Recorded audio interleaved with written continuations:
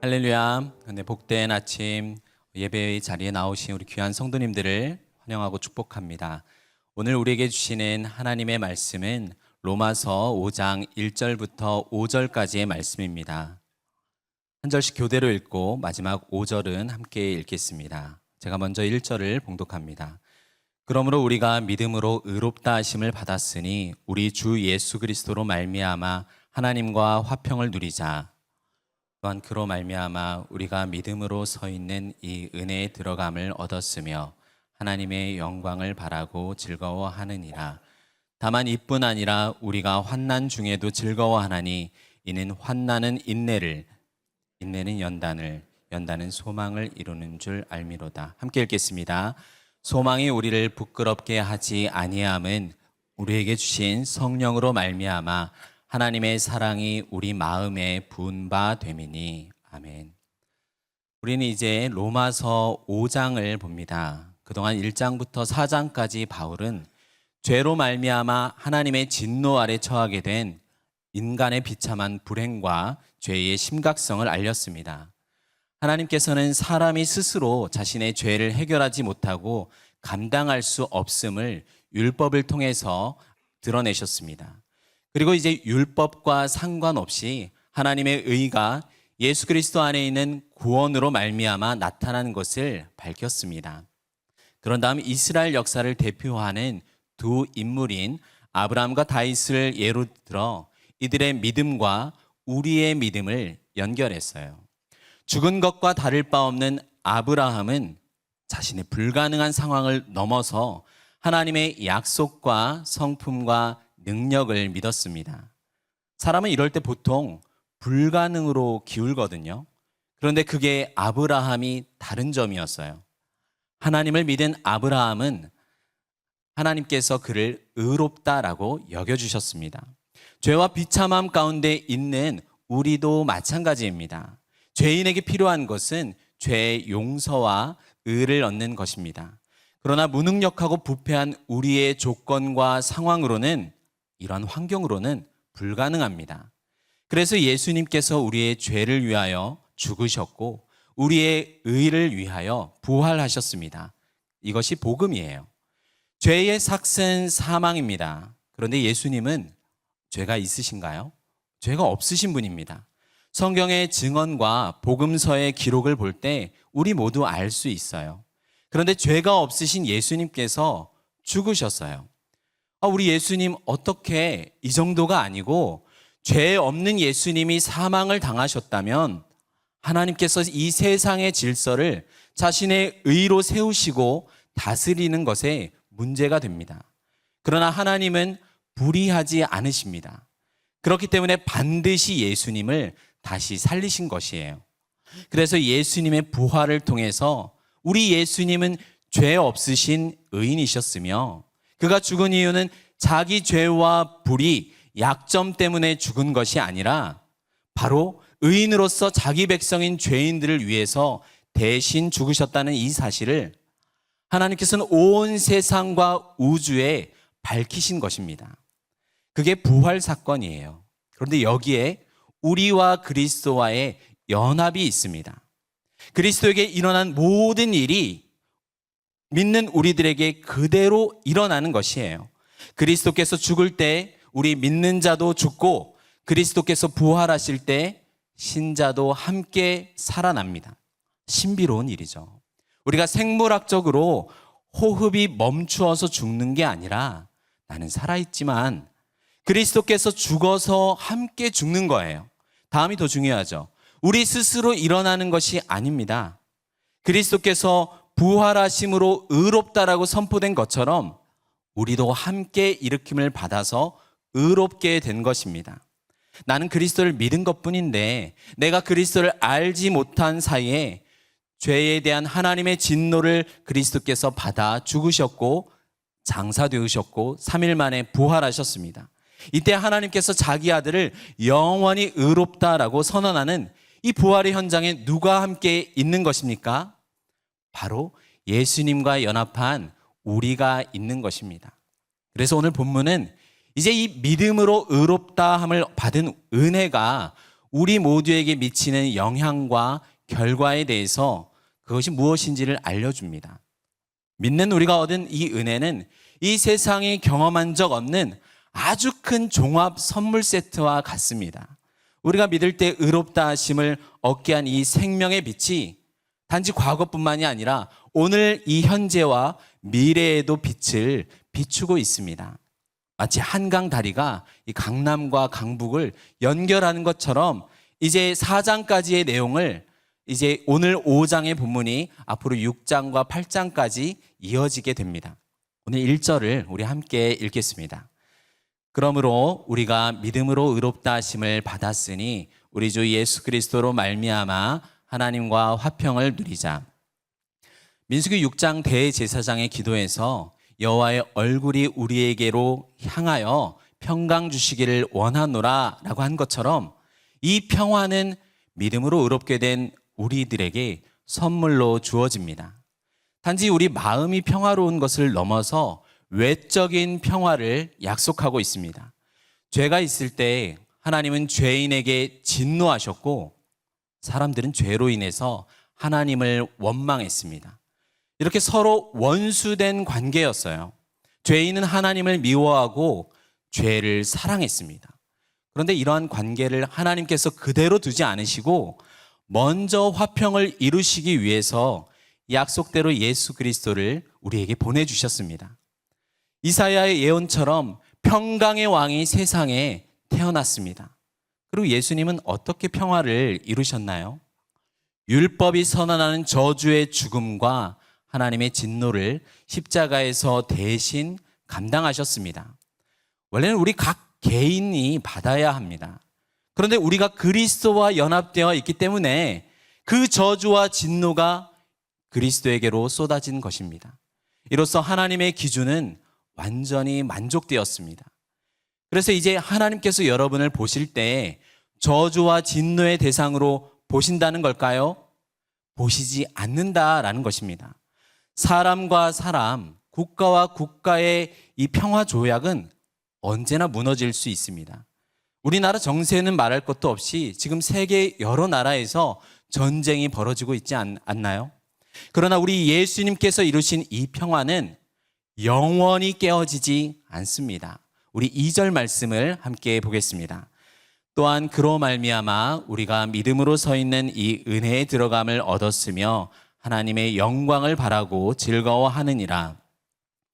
믿음으로 의롭다 하심을 얻은 우리에게 미치는 두 번째 결과는 하나님의 은혜에 들어감을 얻는 것이고 이 은혜에 세워지는 것입니다. 하나님도 이제 우리를 대하실 때 진노와 대적하심으로 대하지 않습니다. 그런 게 없어요. 우리도 하나님 앞에 나아갈 때 아주 자유롭고 기쁘게 나아갈 수 있습니다. 그래서 이 은혜는 한 번뿐이 아니라 계속해서 우리가 그 안에 거하는 항구적인 선물이에요. 물론 하나님께서는 우리 말고도 이 의롭다함을 받지 않은 세상 모든 사람들에게 여전히 생명과 호흡과 만물과 같은 일반적인 은혜를 주고 계십니다. 그러나 의롭다 하심을 얻은 우리에게는 삶의 모든 자리마다 아주 특별한 은혜가 부어지는 것입니다. 찬양 가사처럼 은혜가 아닌 것은 아무것도 없다라는 그 하나도 은혜 아닌 것이 없다는 인생을 우리는 살아가게 하는 것입니다.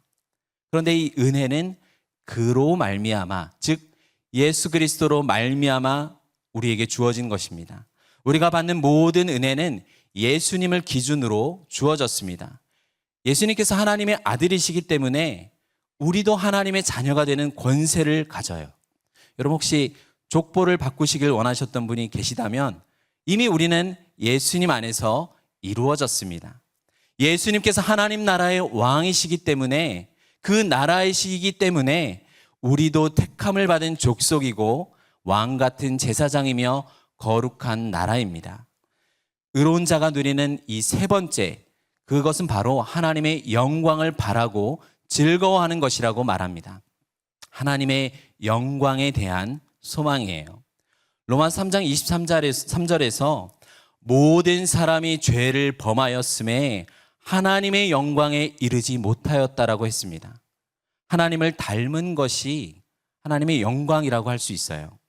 처음 하나님의 형상으로 지음받은 인간 아담으로서의 영광도 크고 놀라운 것이었습니다. 모든 피조물을 다스리고 참된 지식과 의와 거룩으로 그가 놀라운 상태에 있었습니다. 그러나 이 상태에서 하나님의 말씀에 그가 순종하였더라면 마침내 도달하게 될 가장 완전한 상태가 바로 하나님의 영광입니다. 그러나 모든 인간은 범죄로 말미암아 그 하나님의 영광에 미치지 못하게 되었습니다. 이 하나님의 영광에 대한 소망은 과거 구약에서도 모세와 엘리야에게도 있었습니다.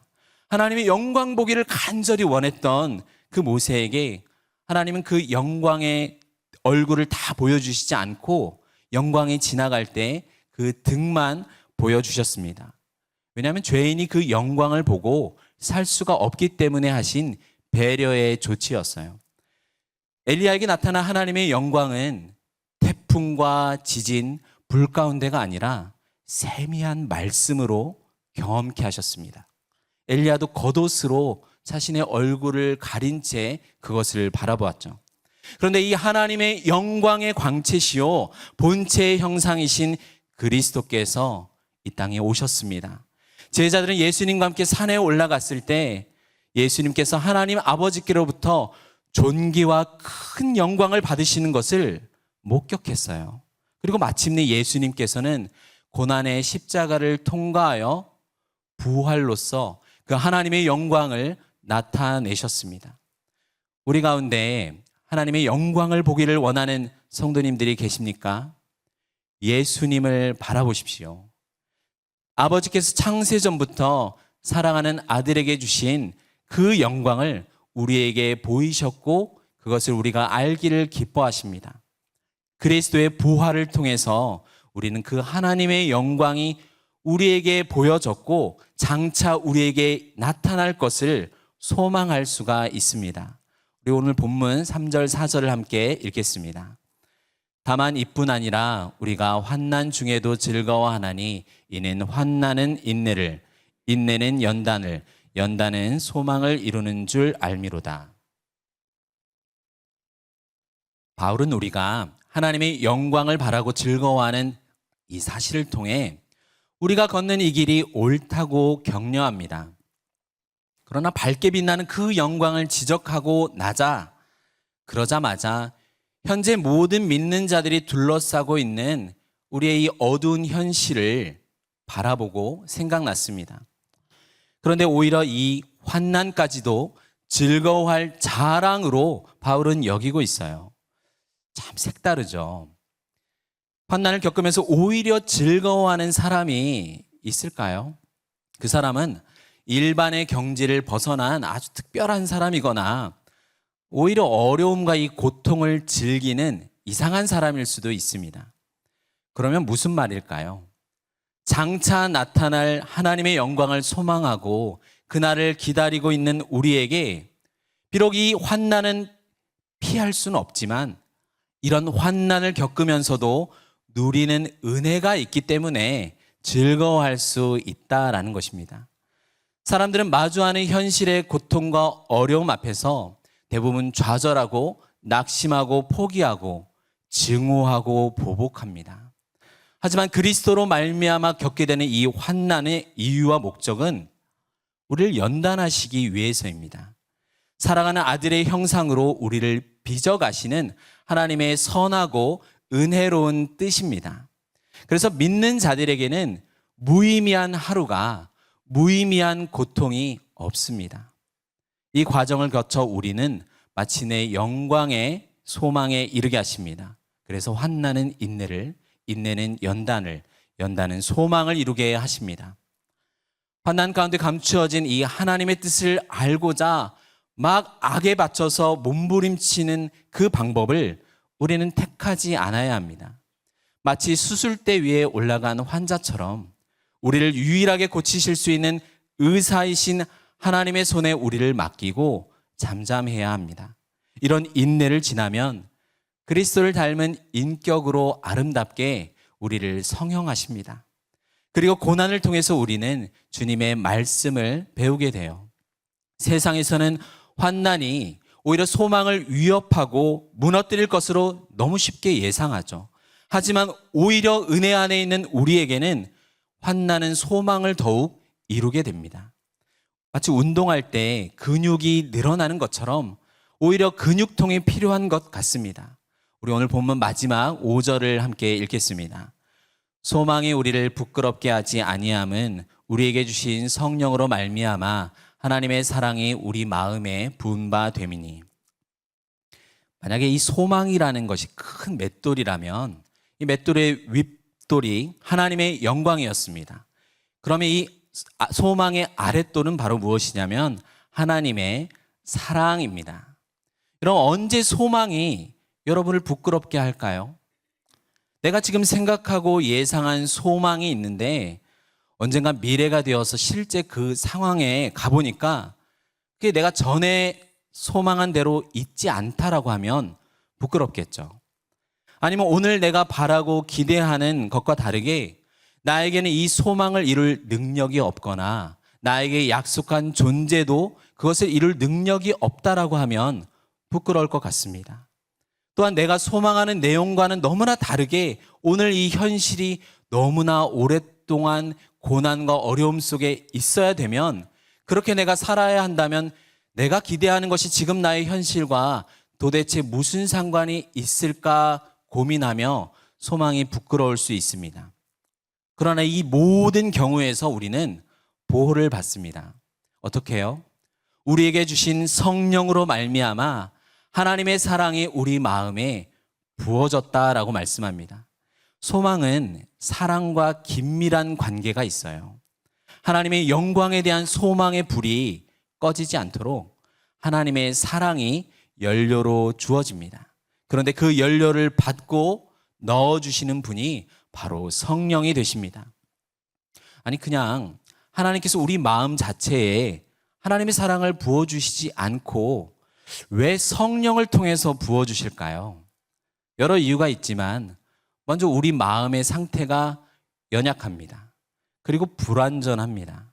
쉽게 부서지고 상처가 나는 것을 우리는 너무나 잘 알고 있고 매일매일 경험하고 있습니다.